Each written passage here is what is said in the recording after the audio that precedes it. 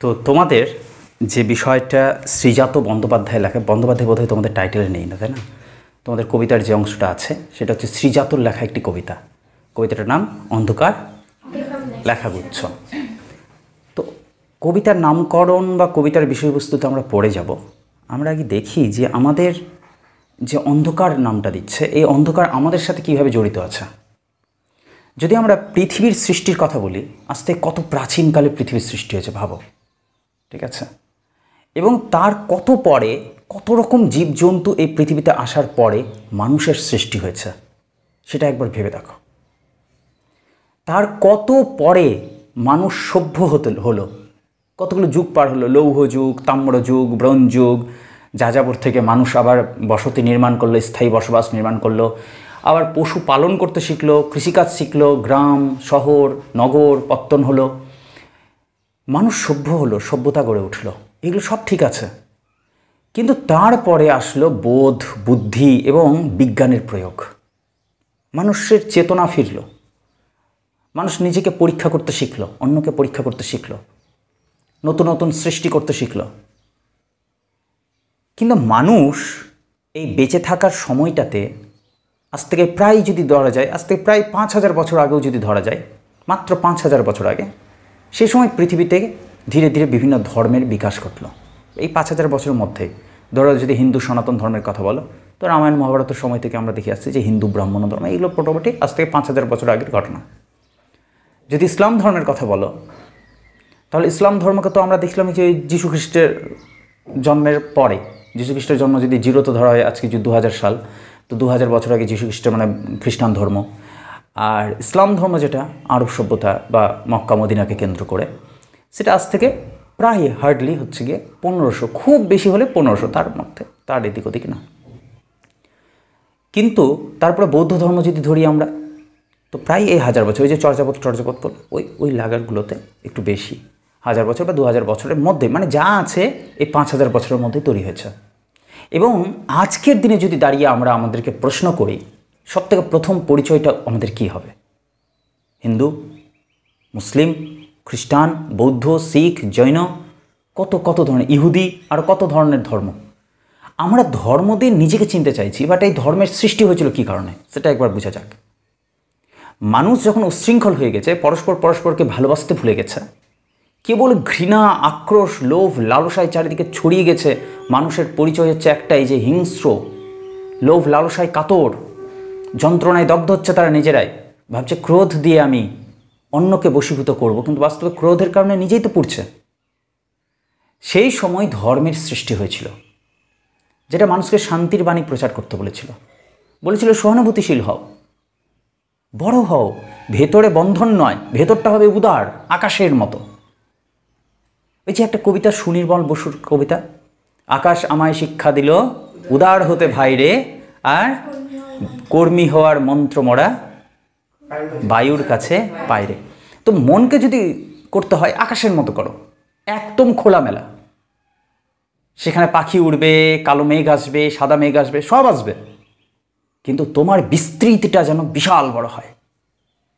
আর যদি জীবনে বাঁচতে হয়, যে কোনো মোমেন্টে, যে কোনো মুহূর্ত আসবে জীবনে, কাজ আমাদেরকে করে যেতে হবে। যদি তুমি দেখো বায়ু কখনো বন্ধ হয়নি, হ্যাঁ তুমি জানলা দরজা বন্ধ করতে পারো, কিন্তু বায়ুর চলাচল কখনো বন্ধ হয়নি। তো বায়ুর কাছ থেকে আমরা কর্মী হওয়ার মন্ত্রটা পেতে পারি।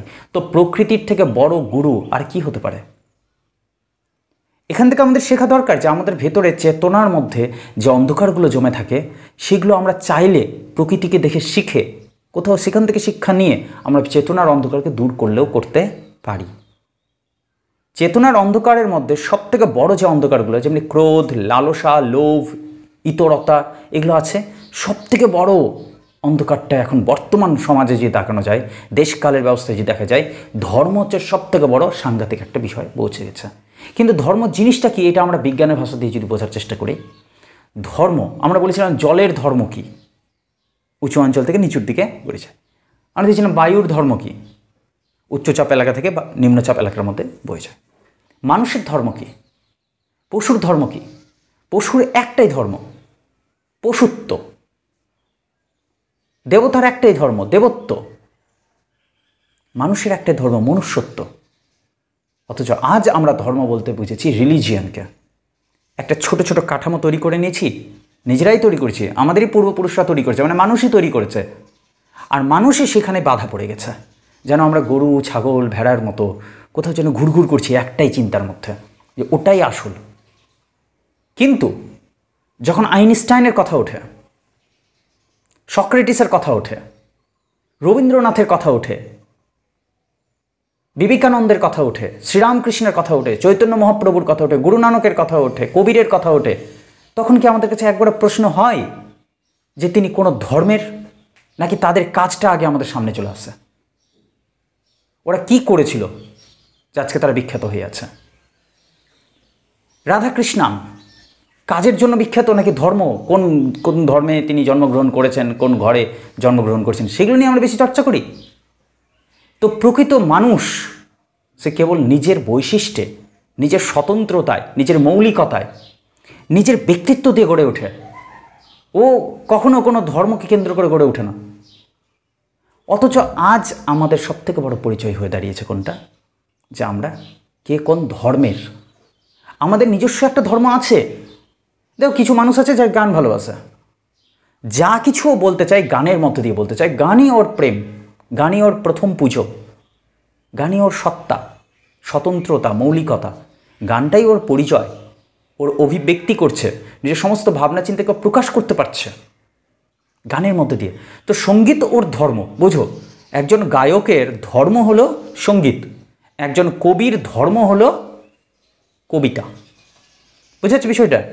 একজন দার্শনিকের ধর্ম হলো দর্শন, নতুন করে আমি জানবো, দেখব। একজন বিজ্ঞানীর ধর্ম কি? হিন্দু, মুসলিম? না, বিজ্ঞান, নতুন নতুন চেতনা, দিগন্ত চলে যাব আমি পার হয়ে, কোথাও আমার হারিয়ে যাওয়ার নেই মানা। মনে মনে আমি মন থেকে তৈরি করব, রিসার্চ করব, দূর দূর দিগন্ত জুড়ে। ধরো দূরবীন, দূরবীন আবিষ্কার কে করেছিল আমরা কে জানতে চাই? আমরা শুধু আবিষ্কারটাকে নিলাম, আমরা সুফলটাকে নিলাম, ধর্মকে নিলাম না। বা অন্য যে কোনো যন্ত্রপাতি কে তৈরি করেছে, কোন মানুষ তৈরি করেছে আমরা জানিই না, জানার চেষ্টাও করিনি, প্রয়োজন বোধ করি না। আমরা কাজটাকে নিলাম, ওই কাজটার সাথে যে ধর্ম মিশে আছে সেটাকে বলা হচ্ছে মৌলিকতা, স্বতন্ত্রতা। একজন শিল্পী তার শিল্পসত্তা দিয়েই পরিচিত হন। অথচ অধিকাংশ মানুষের হৃদয়ে আজ যে অন্ধকার জমে আছে, সে অন্ধকারগুলোকে যদি অক্ষর দান করা যায়, তাহলে সে ঠিক তখনই হয়ে উঠবে সেটা অন্ধকার লেখা গুচ্ছ। অন্ধকারের সেই কথাগুলোকে, অন্ধকারে হারিয়ে যাওয়া কথাগুলোকে আলোতে নিয়ে এসে দাঁড় করিয়েছেন শ্রীজাত। আজকের দিনে বাংলা সাহিত্যের সবচেয়ে শক্তিশালী যদি একজন কবির নাম বলা যায়, যারা আছেন তাদের মধ্যে অন্যতম একজন কবি শ্রীজাত বন্দ্যোপাধ্যায়।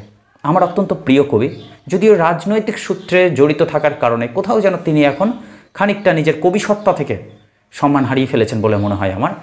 কিন্তু আমারও বহুদিনের খুব প্রিয় একজন কবি শ্রীজাত। তার কবিতা যতক্ষণই পড়ি, তার সবথেকে বড় আকর্ষণ কোথায় বলি, জীবনানন্দের মতো ও ছবি আঁকতে চাই এক। আর দ্বিতীয় কথা হচ্ছে, কথায় কথায় এত চমৎকার ছন্দ আর অন্তমিল দেয় যা তোমাকে অবাক করে দেবে, একেবারে অদ্ভুতভাবে অবাক করে দেবে। কিন্তু এই কবিতাটাতে তিনি যে বিষয়টাকে প্রতিষ্ঠা করতে চেয়েছেন সেটা হচ্ছে মনুষ্যত্ববোধ।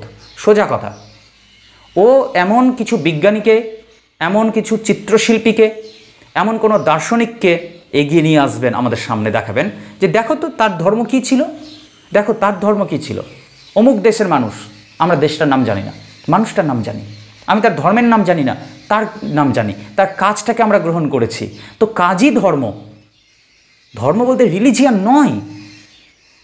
তো তিনি এখানে অনেক নৈরাশ্যবাদী কথা বলেছেন, কিন্তু পরবর্তীতে শেষের দিকে গিয়ে এটা স্পষ্ট করে দিয়েছেন যে নিরাশা, হতাশা, বিষণ্ণতা আমাদের জীবনে আসবে, সেখান থেকে মুক্তি পাওয়ার পথ আমাদেরকে বের করতে হবে। যদি এত বড় বড় মানুষরা পরিচয় পেয়ে থাকে নিজের কাজের দ্বারা, কাজটাই যদি তার ধর্ম হয়ে থাকে, তাহলে তোমার, আমাদের মনে এত অন্ধকার কেন ধর্ম নিয়ে? আমরা আমাদের ধর্মটাকে খুঁজে পাচ্ছি না কেন এখন অবধি? যদি তোমাকে কেউ শিখিয়ে দিয়ে থাকে যে অন্যের উপর অত্যাচার করো, ওকে শোষণ করো, ওকে অধিকার করো, ওকে লুট করো, ওকে দখল করো, সেটাই তোমার ধর্ম, তোমার নিয়ম, তুমি যে ধর্ম পালন করছো সেটার যে নির্দিষ্ট নিয়ম আছে, সেই নিয়ম যদি কেউ উল্লঙ্ঘন করে তুমি তাকে আঘাত করো, তো মনে রেখো বাস্তবিক অর্থে না তো সে নিজের ধর্ম পালন করছে, না তো তুমি তোমার ধর্মের পথে এগোচ্ছ। সেটাকে বলা হয় জেলখানা, কারাগার। ধর্ম নামক একটা কারাগারের মধ্যে আমরা ঢুকে গেছি। রবি ঠাকুর এই নিয়ে একটা খুব সুন্দর 2 লাইন কবিতা বলেছেন। কবিতাটা এরকম: ধর্ম কারার প্রাচীরে, তার ধর্ম নামক যে কারাগার, জেলখানা, সেটার প্রাচীরে বজ্র হানো। বজ্র মানে বিদ্যুৎ, বিদ্যুতের আঘাত দাও। ধর্ম কারার প্রাচীরে আঘাত হানো, এই অভাগা দেশে জ্ঞানের আলোক জালো বা আনো। তো এই অভাগা দেশের মধ্যে তিনি কি আনতে চেয়েছেন? জ্ঞানের আলোক রশ্মি নিয়ে আসতে চেয়েছেন, যার মাধ্যমেই সমস্ত এই ধর্ম বিষয়ক যে ভুল ভ্রান্তিগুলো আছে, যে অন্ধকারগুলো ঢুকে আছে আমাদের মধ্যে, সেগুলো সব দূর হয়ে যাবে। জ্ঞান চাই, প্রকৃত জ্ঞান চাই, বিশ্লেষণধর্মী জ্ঞান চাই। ডেপথে যেতে হবে আমাদেরকে। সমুদ্রের উপরের অংশকে দেখে ভয় পেলে চলবে না। যদি রত্ন পেতে চাও তাহলে জ্ঞান রূপ সমুদ্রের একদম অতলে যেতে হবে। উপরের ঢেউগুলো ভয়ঙ্কর বলে তোমার মনে হচ্ছে ঠিকই, নিচের দিকে গিয়ে দেখো কত কত সব জলজ প্রাণী, জলজ উদ্ভিদ শান্তিতে বসবাস করছে। তেমনই হৃদয়ের একদম গভীরে যাও, হৃদয় রূপ সমুদ্রে ডুব দাও। ভেতরের দিকে আছে তোমার আসল অস্তিত্ব, আসল ধর্ম। তোমার কর্মই তোমার ধর্ম হয়ে উঠুক, তোমার চিন্তাই তোমার ধর্ম হয়ে উঠুক। অর্থাৎ একটা সহানুভূতি চাই, একটা সংযম চাই, একটা সহ্য চাই। এই সরলতা জিনিসগুলো হারিয়ে যাচ্ছে পৃথিবী থেকে। তাই কবি শ্রীজাত কষ্ট পেয়েছেন। কষ্ট পেয়ে আমাদের সামনে প্রেজেন্ট করেছেন কয়েকটা উদাহরণ, যে তোমাদের সামনে এগুলো রাখলাম, তোমরা বিচার করো, বিচার করে বিশ্লেষণ করে বলো। কেউ যদি তোমাকে উস্কে দেয় যে তুমি তোমার ধর্মকে বাঁচাও, তার জন্য যা খুশি করতে হয় করো, সেটাকে ঠিক নাকি সেটা ভুল, নিজেকে বিবেচনা করো। হতে পারে তুমি সেই ধর্মের লোভে হয়তো এগিয়ে গেলা, কিন্তু হতে তো পারে সেটাই আসল অধর্ম। তো তুমি বিবেচনা করে এগো। তুমি সেই বিশেষ ব্যক্তিগুলোর কথা স্মরণ তো করো। অর্থাৎ এখানে ধর্ম বলতে দুটি কথা বলা হয়েছে। এক, রিলিজিয়ান কেন্দ্রিক ধর্ম, যা মানুষকে মানুষের উপরের দখল করতে শেখায়, অধিকার আধিপত্য বিস্তার করতে শেখায়। এইটা আমার ধর্ম, এই ধর্মকে সবাইকে মানতে হবে, না হলে কিন্তু আমার বিরোধী হয়ে গেলে আমি তোমাকে আঘাত করব। এটা রিলিজিয়ান শেখায়, যা প্রতিষ্ঠান কেন্দ্রিক। আমার এই প্রতিষ্ঠান, মন্দির আমার প্রতিষ্ঠান, মসজিদ ওর প্রতিষ্ঠান, গির্জা ওর প্রতিষ্ঠান, বৌদ্ধ বিহারগুলো ওদের প্রতিষ্ঠান। ওদের প্রতিষ্ঠানে তুমি গেলা না, ওদের নিয়মাবলী তুমি পালন করলেন, তো ওদের শত্রু হয়ে গেল। এ কেমন যুগ চলছে? এটা ভীষণ আঘাত করেছে শ্রীজাতকে। তাই কবি শ্রীজাত লিখছেন কবিতাটি। দেখো কি বলছে, প্রথম লাইনে কি বলছে দেখো: আব্দুল করিম খাঁর ধর্ম ছিল গান। কে আব্দুল করিম খাঁ? তিনি ছিলেন ঊনবিংশ শতাব্দীর একজন বিখ্যাত গায়ক। কিন্তু তার নাম নাকি তার গান, কোনটা বেশি প্রচার পেল? তার সঙ্গীত, গান। তো বলছেন আব্দুল করিম খাঁর ধর্মটাই ছিল গিয়ে গান। আইনস্টাইনের ধর্ম দিগন্ত পেরানো। আইনস্টাইনকে এই যে বিংশ শতাব্দীর সবচেয়ে জনপ্রিয় এবং সবচেয়ে বিখ্যাত একজন বিজ্ঞানী। তো সেই বিজ্ঞানী জাতিতে ছিলেন ইহুদি, তার ধর্ম ছিল ইহুদি। কিন্তু তাকে তো আমরা ইহুদি বলে পর করে দেইনি। ওর সৃষ্টি করা আবিষ্কারগুলো তো আমরা ব্যবহার করা ছেড়ে দেয়নি। তার তত্ত্বগুলো নিয়ে রিসার্চ করা তো বন্ধ করে দেয়নি, যে না ও তো ইহুদি ছিল, আমরা কেন ব্যবহার করব? সেটা ব্যবহার করলাম। তাহলে আমরা আমাদেরকে শিখাচ্ছি না কেন যে মানুষ তার ধর্মকে তৈরি করে তার কর্ম দিয়ে, তার চেতনা দিয়ে, সংযম দিয়ে? এখানে দুইজনের কথা বলে দিল। একজন ঊনবিংশ শতাব্দীর গায়ক, যিনি সেতার বাজাতে পারতেন, তিনি বীণা বাজাতে পারতেন। আরেকজন আইনস্টাইন, যার কথা আমরা কে না শুনেছি, কে না জানি। তো তার বিভিন্ন তত্ত্ব আছে, ভর অজনের মধ্যেকার যে তত্ত্ব, সেই তত্ত্বগুলো সম্পর্কে জানি আমরা। E=mc², এই সব তত্ত্বগুলো নিয়ে আমরা আজকে কত কত রিসার্চ করছে গোটা পৃথিবী জুড়ে। এই আইনস্টাইন আজকে পরিচিত তার কাজের দ্বারা। তার ধর্ম ছিল দিগন্ত পেরোনো। অর্থাৎ দিগন্ত কাকে বলে তো আমরা জানি, কোনো একটা উঁচু জায়গাতে ওঠো আর দূর আকাশের দিকে তাকাও, দেখো আকাশটা কোথাও তো মিলেছে বলে মনে হচ্ছে মাঠের কোনো প্রান্তে গিয়ে এক জায়গায় গোল হয়ে গেছে, আকাশটা মিলে গেছে, মিশে গেছে যেন মাঠের শেষে। ওই জায়গাটাকে ধারণা করা হয় যে ওটা একটা রেখা, সেই রেখাটাকে বলা হয় দিগন্ত রেখা। তো ও দিগন্ত পার করে ওর রিসার্চ চলছে এগিয়ে। তো ওর ধর্ম ছিল দিগন্ত পেটানো, বিজ্ঞান সাধনায় ছিল তার ধর্ম। নেক্সট, কবিরের ধর্ম ছিল সত্যের বয়ান। এই কবির সম্পর্কে আমরা বলি পঞ্চদশ এবং ষোড়শ শতাব্দীর একজন বিখ্যাত দার্শনিক ছিলেন তিনি। অনেক অনেক আঘাত এসেছিল তার সম্পর্কে। কিন্তু সমাজের ভুল ত্রুটিগুলো বলতে একবারও পিছপা হয়নি। এই কবিরের দোহা আমরা খুব পরিচিত, 2 লাইন করে কবিতা, অসাধারণ অসাধারণ কথা। আমরা চর্যাপদের ক্ষেত্রেও দেখেছিলাম দোহা শব্দটা, তাই না? তো ইনি দোহা লিখেছিলেন, আর দোহাগুলোর মধ্যে সবথেকে গুরুত্বপূর্ণ যেটা ছিল মানুষের জীবন নিয়ে, সমাজ জীবন নিয়ে, রাজনীতি নিয়ে, এই সমস্ত নিয়ে তিনি ব্যঙ্গ বিদ্রুপ করেও কথা লিখেছেন। তিনি একবারও ভয় পাননি যে আমি সত্যিটা বলবো, শাসক এসে আমাকে আঘাত করবে, না, যেটা সত্যি সেটা চিরকাল সত্যি। গ্যালিলিও পড়েছিল বোধহয় তোমরা, তোমাদের সিলেবাসে ছিল গ্যালিলিও, নিশ্চয়ই মনে আছে। ওর শেষ বাক্যটা কি বলেছিল? বলেছিল যে এই সমস্ত কিছুর পরেও ওকে যে বলা হয়েছিল না যে তো আপনি স্বীকার করুন আপনি যা যা বলেছেন সব মিথ্যে, আর ও যখন হাঁটু পেটে সেটা বলেছিল তারপরে এটাও বলেছিল যে আমি সমস্ত কিছু যদি স্বীকার করেও নিই যে আমি যা যা রিসার্চ করেছি সব মিথ্যে, তারপরেও এটা সত্য চিরকাল থেকে যাবে যে পৃথিবী সূর্যের চারিদিকে ঘুরছে। আমাকে আপনি যতই শাস্তি দিতে পারেন, কিন্তু আমি যেটা রিসার্চ করে বের করে দিয়েছি সেটা সত্যি। সত্যি কোনোদিনও এক জায়গায় থেমে থাকবে না, সত্যি চিরকাল সত্য, চিরন্তন। তেমনই বিষয়টা, কবিরের ধর্মটাই ছিল সত্যের বয়ান। বয়ান মানে কথা বলা। বাতাসের ধর্ম শুধু না থামা কখনো। কি চমৎকার কথা না? এই যে প্রথমে আমরা বললাম সুনির্মল বসুর কবিতাটা, হ্যাঁ, যদি আমরা কর্ম হওয়ার মন্ত্র শিখি কার কাছ থেকে শিখব? বাতাসের কাছ থেকে। তো তিনিও বলছেন একই কথা, বাতাসের ধর্ম শুধু না থামা কখনো। এই 4 লাইনকে আরেকবার পড়ি, দেখো এবার অন্তমিলটা, মানে লাস্টের মিলগুলো কত সুন্দর। 2য় লাইন আর 4র্থ লাইনের সৌন্দর্যটা দেখবা, আবার 1ম আর 3য় লাইনের সৌন্দর্য দেখবা। কি বলছে? আব্দুল করিম খাঁর ধর্ম ছিল গান, আইনস্টাইনের ধর্ম দিগন্ত পেরোনো, কবিরের ধর্ম ছিল সত্যের বয়ান, বাতাসের ধর্ম শুধু না থামা কখনো।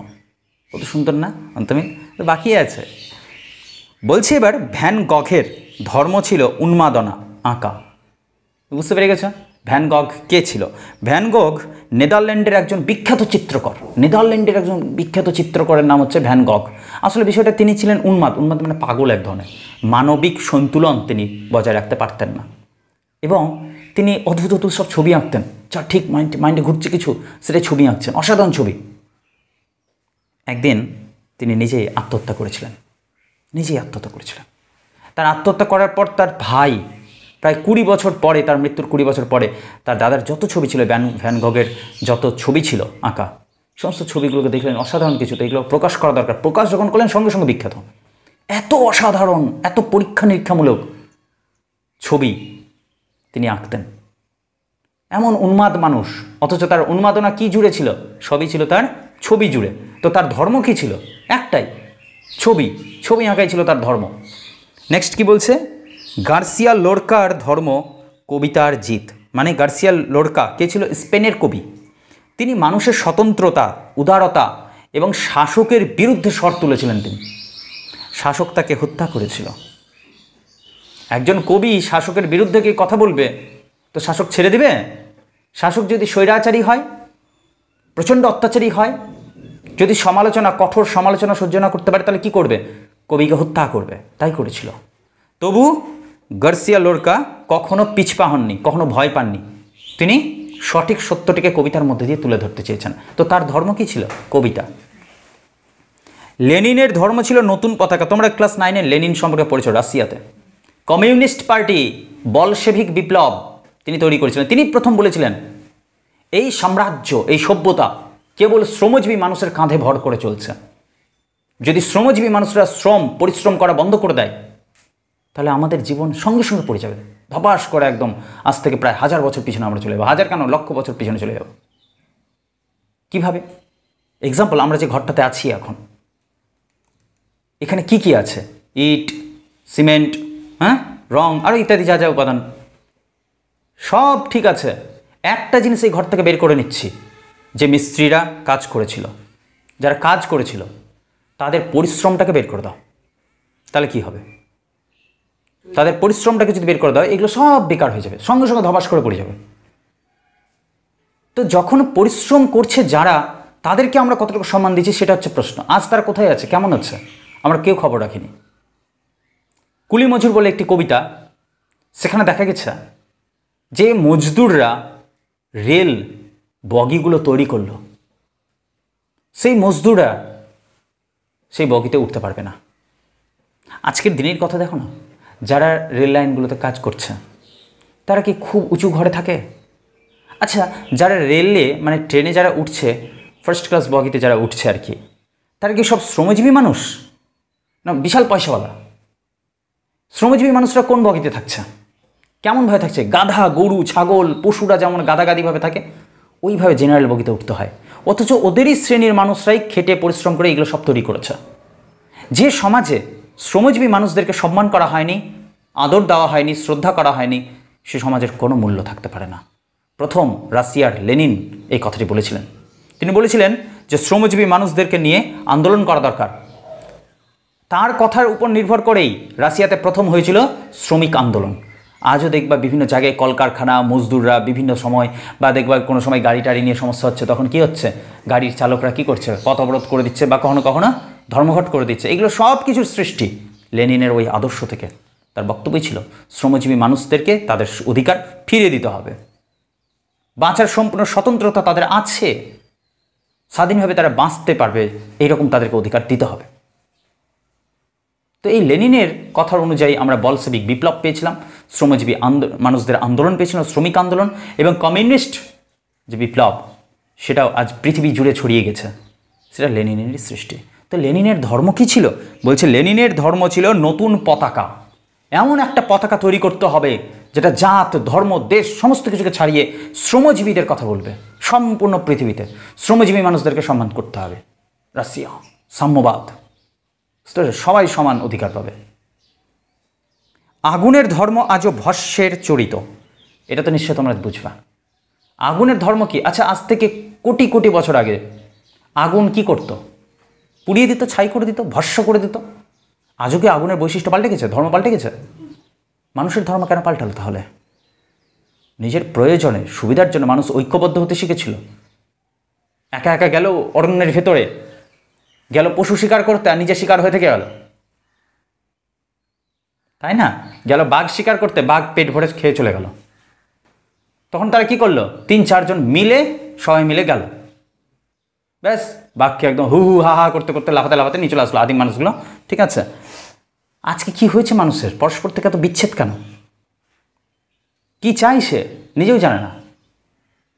একসাথে থাকলেও সে কাঁদে আড়ালে, আর আড়ালে থাকলেও সে কাঁদে আড়ালে। কেউ তার দুঃখ বুঝতে পারবে না, কারণ সে স্বয়ং নিজেই নিজেকে সময় দেয় না। এত অন্ধকার কেন মানুষের জীবনে? কোথাও তো এর গোড়াতেই সমস্যা থেকে গেছে। আমরা তার গোড়াতে, তার সমস্যার একদম গোড়াতে যেতে পারছি না। শ্রীজাত একটুখানি চেষ্টা করেছেন। তিনি বলেছেন লেনিনের ধর্ম ছিল নতুন পতাকা, আগুনের ধর্ম আজও ভস্যের চরিত। এত এত ধর্ম কিন্তু একই গ্রহে থাকে। দারুণ কথা। দেখো, সেই আব্দুল করিম, সেই সঙ্গীত শিল্পী, সেও যে পৃথিবীর। আইনস্টাইন বিজ্ঞান নিয়ে যিনি রিসার্চ করলেন, তিনিও এই পৃথিবীর। কবির, এত বড় দার্শনিক, সত্য কথা বলতে কখনো পিছপা হননি, সেও এই পৃথিবীর। বাতাস, সেও এই পৃথিবীর। ভ্যান গঘের মতো উন্মাদ চিত্রশিল্পী, যিনি নিজে নিজে আত্মহত্যা করেছিলেন, তিনিও এই পৃথিবীর। আর গার্সিয়া লোরকা, যার কবিতাকে আটকাবার জন্য শাসক তাকে হত্যা করেছিল। আশ্চর্যের কথা হলো লেনিন এই পৃথিবীতেই সাম্যবাদ প্রচার করেছিল, কমিউনিস্ট আন্দোলনের কথা বলেছিল, বলসেবিক বিপ্লবের কথা বলেছিল, তিনিও এই পৃথিবীর। আর আগুন, যার ধর্ম কোনোদিনও পাল্টে গেল না, চিরকাল একই ধর্ম থাকলো, ভস্য করে দেবে সব কিছুকে। সমস্ত কিছু একটাই তো গ্রহে আছে, মানুষও আছে এই গ্রহে। তাহলে সাধারণ মানুষ কীভাবে এগুলো থেকে আলাদা হয়ে গেল? কবে থেকে আলাদা হলো? তাই বলছেন এত এত ধর্ম কিন্তু একই গ্রহে থাকে, এ ওকে, সে তাকে আরও জায়গা করে দেয়। সত্যি তো, বড় মাপের মানুষ, একজন বিজ্ঞানী, কখনোই চিত্রশিল্পীকে নিয়ে তার কোনো সমস্যা নেই। ওর মতো কাজ করছে, আমি আমার মতো কাজ করছি। একজন চিত্রশিল্পী, সে একজন কবিকে নিয়ে কখনো কখনো কোনো দুবিধায় থাকবে না, কোনো সমস্যা নেই। দিব্যি সে দুজনের কাছাকাছি আছে। এই সমস্ত ধর্ম পাশাপাশি থাকতেই পারে। তো আমরা হিন্দু, মুসলমান, বৌদ্ধ, শিখ, জৈন সব আলাদা আলাদা কেন? আমরা কেন একসাথে থাকতে পারি না? তাই বলছেন এত এত ধর্ম কিন্তু একই গ্রহে থাকে, এ ওকে, সে তাকে আরও জায়গা করে দেয়। তাহলে প্রকৃত ধর্ম কি? যে অন্য ধর্মকে সম্মান করতে শেখে। শ্রী রামকৃষ্ণদেবের কথা তো সেই একই ছিল না? পরধর্ম সহিষ্ণু হতে শিখতে হবে। আমার ধর্ম আমি জানি, কিন্তু আমি আমার ধর্মকে সাজিয়েছি কিভাবে? আমার ধর্ম কি? আমার ধর্ম এই যে আমি তোমার ধর্মকে সম্মান করি। এই হলো আমার ধর্ম। আমার ধর্ম যে আমি যেটা মানি সেটাই বড় নয়, আমি যেটা মানি সেটা হলো এই যে তুমি যেটা মানো। বুঝতে পারছো বিষয়গুলো? তোমার ধর্মটাকেই সম্মান করা আমার ধর্ম। আমার ধর্ম আলাদা কিছু নয়। বিবেকানন্দ শিকাগো ধর্ম সম্মেলনে কি বলেছিল কথাটা? কেন এত হাততালি? কেন তিনি প্রথম হয়েছিলেন? এত বিখ্যাত বিখ্যাত সব মানুষরা গেছিল, নিজেদের ধর্ম সম্পর্কে বলল, প্রত্যেকে একটাই কথা বলেছিল, আমার ধর্ম মহান। সেও বলল আমার ধর্ম মহান, সে বলল আমার ধর্ম। বিবেকানন্দ উঠে বলল আমার ধর্ম সব থেকে মহান। কিভাবে? কারণ আমার ধর্মটার সংজ্ঞাটাই হচ্ছে এই যে সকল ধর্মই আমার ধর্ম, সকল মানুষই আমারই অংশ, সব ধর্মই এক। তো যতগুলো ধর্ম আছে সকল ধর্মকে শ্রদ্ধা করতে শেখায় আমার ধর্ম। মানে আমার ধর্ম আর আলাদা হলো না, আমার ধর্মই সবার ধর্ম। বুঝেছো বিষয়টা? তো পরধর্ম সহিষ্ণু হতে শিখতে হয়। তাই বলছে একটি ধর্ম প্রকৃত ধর্ম তাই যা অন্য ধর্মকে সম্মান জানাতে পারে, জায়গা করে দেয়। তবে কেন অন্য পথ ভাবাই তোমাকে? তোমার ধর্মের পথে কেন অপব্যয়? সুন্দর কথা। এবার আমাদেরকে প্রশ্ন করছে, এতগুলো ধর্ম এক জায়গায় থাকতে পারে, এ ওকে সে তাকে পরস্পরকে জায়গা করে দিচ্ছে থাকার জন্য, কিন্তু তুমি কেন আলাদা ছিটকে গেলে? তোমার ধর্ম কেন আলাদা হয়ে গেল? তুমি কোন ধর্মের দিকে পা বাড়িয়েছ? ভেবে দেখো, তোমার ধর্ম ধীরে ধীরে অপব্যয় হচ্ছে। তুমি কি করছো? তবে কেন অন্য পথ ভাবাই তোমাকে? তুমি কেন অন্য পথে এগোলে? তোমার ধর্মের পথে কেন এত অপব্যয় হচ্ছে? এত খরচ, এত পরিশ্রম করতে হয় নিজের ধর্মকে বাঁচাতে। তার মানে তোমার ধর্মর সংজ্ঞাটাই তুমি ভুল করে বুঝেছ। যে তোমাকে শিখিয়েছে, এবার কথা হলো কেউ তো আমাদেরকে শেখাচ্ছে, আমাদের পূর্বপুরুষরা কিছু তো শিখিয়েছে ভুল, যার কারণে আমরা এত বেশি উগ্র হয়ে গেছি। আজ আমরা হিন্দু মুসলমান কত পাশাপাশি আছি পশ্চিমবাংলায়। খবরগুলোকে দেখো, কিচ্ছু না, শুধু একটা সুযোগ, একটু কেউ ঘষে দিক কোনো এক প্রসঙ্গ নিয়ে, কালকে আমরা সবাই সবার শত্রু হয়ে যাব, সবাই সবাইকে মারতে কাটতে চাইব। কি কারণ? কোন ধর্মকে বাঁচাতে চাইছি আমরা? আমি আমার ধর্মকে বাঁচাতে চাইছি, তুমি তোমার ধর্মকে বাঁচাতে চাইছো। তুমি থাকলেও কি আর না থাকলেই কি, এই ধর্ম কি শেষ হয়ে যাবে? ধর্ম বলতে কি শুধু রিলিজিয়ান? ধর্ম বলতে কি কেবল একটা প্রতিষ্ঠান, একটা মসজিদ, একটা মন্দির, আর কিচ্ছু নয়? বলছে যে তোমাকে শেখাচ্ছে, ভালো করে ভেবে দেখো, যে তোমাকে শিখিয়েছে দখলের কথা, মানে এই তুমি ওকে গিয়ে দখল করো, ও তোমাকে দখল করছে, এই দখল করাটাই ধর্ম। যে তোমাকে শিখিয়েছে, মনে থাকে যেন সে ধর্মই নয়, সেটা কোনো ধর্মই না আসলে, ওটাকেই বলে প্রাতিষ্ঠানিকতা। প্রাতিষ্ঠানিকতা শব্দটা আসছে প্রতিষ্ঠান থেকে। প্রতিষ্ঠান মানে এক জায়গায় যাকে স্থির করে রাখা যায়। তো ধর্ম মানুষকে মুক্ত হতে শিখিয়েছে, উদার হতে শিখিয়েছে। প্রকৃত ধর্ম বেঁধে রাখতে নয়। আমরা যেটাকে ধর্ম বলে মনে করি সেটা নিয়ম। নিয়মে কখনো ঈশ্বরকে, মহৎ ঈশ্বরকে ধরা যায়ই না। ও নিয়মের অনেক ঊর্ধ্বে। ও তো আমাদেরকে মুক্ত হতে শিখিয়েছে। মুক্ত হওয়ার জন্য পৃথিবীটা প্রাণ দিয়েছে আমাদেরকে, খোলামেলাভাবে বাঁচবো। আর আমরা এই পৃথিবীর মধ্যে আরও এক পৃথিবী তৈরি করে ফেলেছি, যেটা নাম দিয়ে দিয়েছি আমরাই। আর ওখানে আটকে থাকাতেই আমাদের মজা, সেখানে ভয় কুকুরেতাছি। প্রকৃত ধর্ম তাহলে কী করে? মানুষকে মুক্তির পথে এগিয়ে দেয়। আর আমরা যে ধর্মকে পালন করছি সেই ধর্মতে আমরা নিজেরাই বেঁধে পড়েছি, আমাদের আর কোনো মুক্তি নেই। যেমন একটি কথা রবি ঠাকুরের আরও এক জায়গায় আছে, সুন্দর সুন্দর, খুবই সুন্দর একটি কবিতা, মানে দুটো লাইন আমি পড়ে শোনাচ্ছি। যেখানে ওই রথ চলে না, রথ টানা দেখেছো তো নাকি? তো রথ টানার ক্ষেত্রে না অনেক মানুষ এসে রথের দড়িটা ধরে টানে, রাস্তায় একদম গড়িয়ে গড়িয়ে কী বলে ওটা, প্রণাম করে। তো এই দেখে না পথ, এই যে রাস্তাটা, তাকে তো সবাই পায়ে চাপা দিয়ে চলে যায়।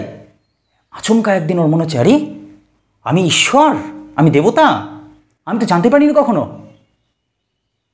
আর পথ ভাবছে আমি দেবতা হয়ে গেছি, আর রথ মনে করছে আরে আমাকে দেখতে এসছে এত মানুষ, তার মানে আমি দেবতা, আমি জানতাম না কখনো। আর রথের ভেতরে থাকা ওই যে মূর্তিটা, ঠাকুরের মূর্তিটা, ও যে কী ব্যাপার, আমাকে একটা সাধারণ মানুষ বানালো, আমি জানতেই পারিনি যে আমি দেবতা, আজকে জানলাম। সবাই কেন প্রণাম করছে? তার মানে আমি দেবতা, আমার মধ্যে কিছু শক্তি তো আছে।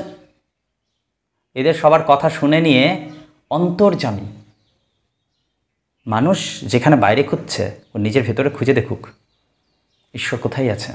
সে হাসছে। অন্তরকে যে বুঝে, সবার অন্তরে যে রয়েছে, সে হাসছে। কি বলছে কবিতাটা? পথ ভাবে আমি দেব, রথ ভাবে আমি, পথ ভাবে আমি দেব, রথ ভাবে আমি, মূর্তি ভাবে আমি দেব, হাসে অন্তর্যামী। অন্তর্যামী হাসছে। তাহলে ঈশ্বর কোথায় আছে? কোনো ধর্মে আছে? মন্দিরে মসজিদে কোনো প্রতিষ্ঠানে আছে? কোথায় আছে? আমাদের ভেতরে। ছোট্ট গল্প বলে শেষ করে দেবো। একটা প্রাচীনকালের গল্প, যে একদিন ঈশ্বর একটু হ্যাপি থাকার জন্য একটা নিঃসঙ্গ জায়গা খুঁজে বেড়াচ্ছে, কোথায় আমি গেলে কেউ টানা হিচড়া করবে না। তো গেছেন ঈশ্বর সমতল এলাকায়, মানুষ ওখানে গিয়ে ওকে টানা হিচড়া শুরু করে দিয়েছে, ঠাকুর ঠাকুর ঠাকুর, ঈশ্বর ঈশ্বর ঈশ্বর, মন্দির টন্দির করে ওখানে আটকে রাখতে চেয়েছে। ওরা রাতারাতি পালিয়ে গেল একটা কথা। ঈশ্বর পালাই পালাই পালাই, কোথায় যাই কোথায় যাই কোথায় যাই, গেল গিয়ে হিমালয়ে। ওখানে চলে গেল সবাই মিলে টানা হিচড়া করতে। যাবে কোথায়? গেল অরণ্যে, অরণ্যে চলে গেল, সব জায়গায় চলে যাচ্ছে। ও টেনশন বলেছে, করবো তো করবোটা কি আমি? হঠাৎ করে তার একটা বুদ্ধি আসলো, এমন জায়গায় আমাকে লুকোতে হবে যেটা খুঁজে মরে যাবে, আমাকে দেখতে পাবে না, আমি টিকটিক করে বসে বসে হাসবো। কোথায় জায়গা কোথায় জায়গা কোথায় জায়গা? কেউ অরণ্যে খুঁজছে, কেউ সমুদ্রে খুঁজছে, কেউ নদীতে খুঁজছে, কেউ আকাশে খুঁজছে, কেউ বাতাসে খুঁজছে, সব জায়গায় শুধু আমাকে খুঁজে বেড়াচ্ছে। চলো আমি গিয়ে ওদের মনের মধ্যে গিয়ে বসে যাই, আর খুঁজ তুই। সেদিন থেকে মানুষ শুধু বাইরেই খুঁজছে ঈশ্বরকে, আর তার জন্য কত লড়াই, কত হুড়োহুড়ি, কত মারামারি। যদি আমরা সঠিক পথেই থাকতাম তাহলে এত সর্বনাশ কেন হতো পৃথিবীর? সঠিক ধর্মের পথে যদি থাকতাম, ধর্ম তো শান্তির প্রচার করে, আমরা এত নৃশংস কবে থেকে হয়ে গেলাম? এত অন্ধকার কি করে আমাদের ভেতরে থাকলো? তো ঈশ্বর আমাদের অন্তরে লুকিয়ে আছে, আমাদের অন্তরকে সে বুঝতে পারছে, সে হাসছে, আমাদের কথা শুনে হাসছে। আর আমরা যাদের সামনে মাথা নিচু করছি, পথ রথ মূর্তি, তাদের কথাগুলো শুনেও তিনি হাসছেন, হাসে অন্তর্যামী। এই যে অন্ধকার বিষয়গুলো, জীবনের যে অন্ধকারগুলো, চেতনার যে অন্ধকারগুলো, এগুলোকে শ্রীজাত সুন্দর করে কবিতার আকারে লিখেছেন। প্রত্যেক লাইনের ক্ষেত্রে দেখবা প্রথমের সাথে তৃতীয় লাইনের একটা সুন্দর অন্তমিল আছে, দ্বিতীয়র সাথে চতুর্থর একটা সুন্দর মিল আছে। খুব সুন্দর 14 লাইনের একটি কবিতা। কবিতাটা আরেকবার হোক সবাই মিলে, ফিল করি। আব্দুল করিম খাঁর ধর্ম ছিল গান, আইনস্টাইনের ধর্ম দিগন্ত পেরোনো, কবিরের ধর্ম ছিল সত্যের বয়ান, বাতাসের ধর্ম শুধু না থামা কখনো, ভ্যান গঘের ধর্ম ছিল উন্মাদনা আঁকা, গার্সিয়া লোরকার ধর্ম কবিতার জিত, লেনিনের ধর্ম ছিল নতুন পতাকা, আগুনের ধর্ম আজও ভস্যের চরিত। এত এত ধর্ম কিন্তু একই গ্রহে থাকে, এ ওকে সে তাকে আরও জায়গা করে দেয়। তবে কেন অন্য পথ ভাবাই তোমাকে, তোমার ধর্মের পথে কেন অপব্যয়? যে তোমাকে শিখিয়েছে দখলের কথা, যেন সে ধর্মই নয় প্রাতিষ্ঠানিকতা।